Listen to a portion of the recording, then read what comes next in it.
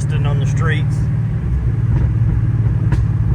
I've added a few things to the little truck, and I forget to film them half the time. Finally got rear disc brakes on it, got them all hooked up and going. Finally got the front end raised up, took the 2-inch drop spindles off, raised the front end up, put some 90-10 drag shocks on the front of it, trying to get it to transfer weight. It finally started to show some gains. Finally got it like previous videos where back in the summer it run 8.5s, 8.4s every so often at my spot, and now in the dead of heat it's running low 8.3s, and then when the DA drops and the temperature goes down, it's running a couple of 8.1s. I still haven't got my 60 foot down below 2 seconds, but I've got it pretty consistently in the 2.0s. Still running like 26 pound of air in the tires. I haven't dropped tire pressure any. The wide open throttle box and 2-step helped me tremendously. I can adjust the 2-step, but it's sensitive enough that I can take 100 from it, sometimes 50 RPM, and make the world of difference. And in the no lift shifts, I no lift shifted it some before, and I don't know. The S10 having an S10 clutch and not a Camaro type clutch, it's smaller diameter rod, and it don't seem like it breaks the clutch as good as it should. But the no lift shift, killing the spark advance when it does for like 200 milliseconds or something like that, really makes a difference.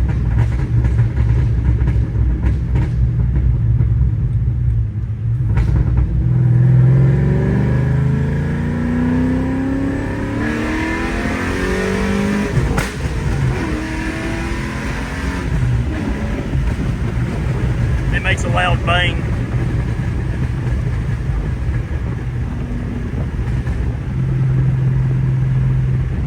It's hard to do with one hand, but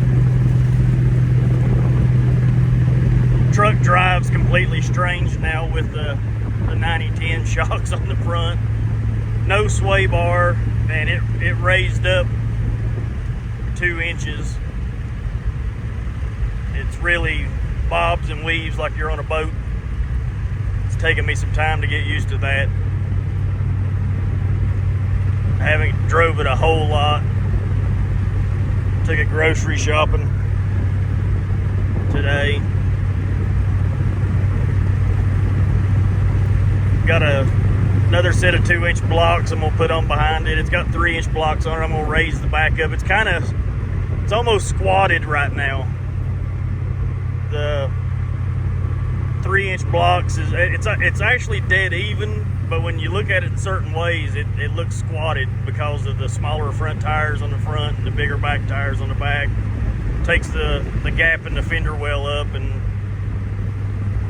I don't know, I don't like it. I ordered ground effects for it. They should be in this week. I'm gonna go ahead and raise it up closer to a factory ride height and put ground effects on it and make it look lower while still getting all the benefits of looking like a lowered vehicle.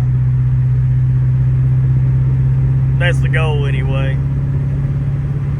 And hopefully sneak into the 7.9s with this 5.3 would be wonderful.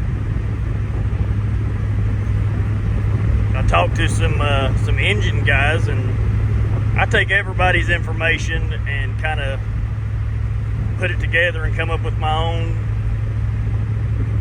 And from what I can gather, not a lot of people seem to run 862, the small bore heads, small valves with cams as big as 230 and 240 intakes.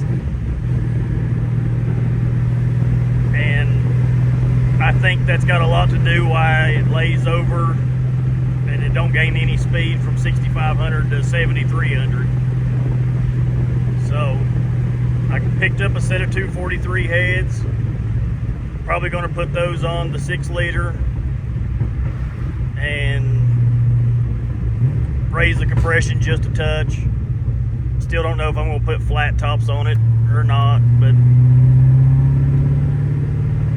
I'm going to start on that this winter. I figure I'll get the ground effects on the truck, get it doing the best it possibly can with the 5.3, and see if I can't, you know, benefit from it when I put the 6-liter in, even though it'll probably screw it all up and I'll have to redo everything that I've done, having more torque and more power, but still.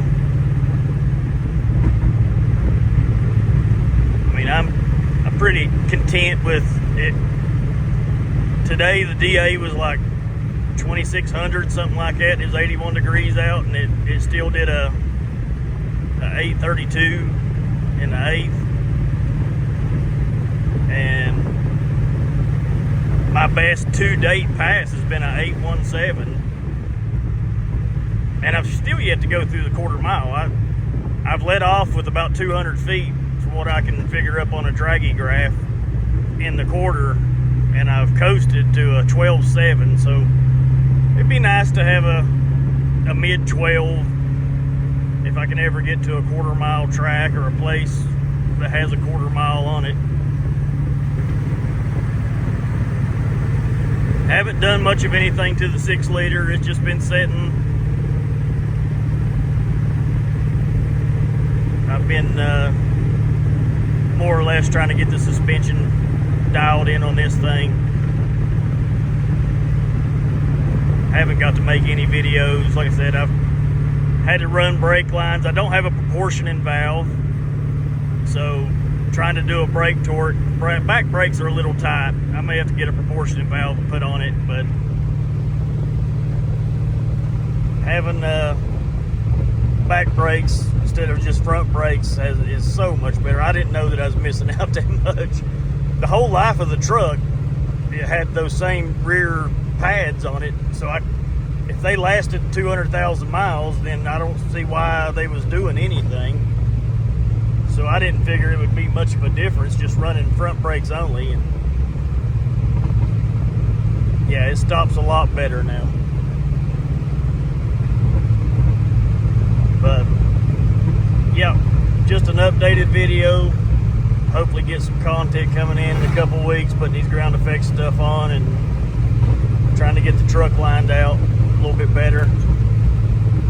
Bouncing like a boat. But yeah, try to get things caught up and get some more videos out. Try to get everything done before winter time's here. And I guess I'll see you guys next time, next video. Thanks for hanging out, and tune in next time, I guess. Later, guys.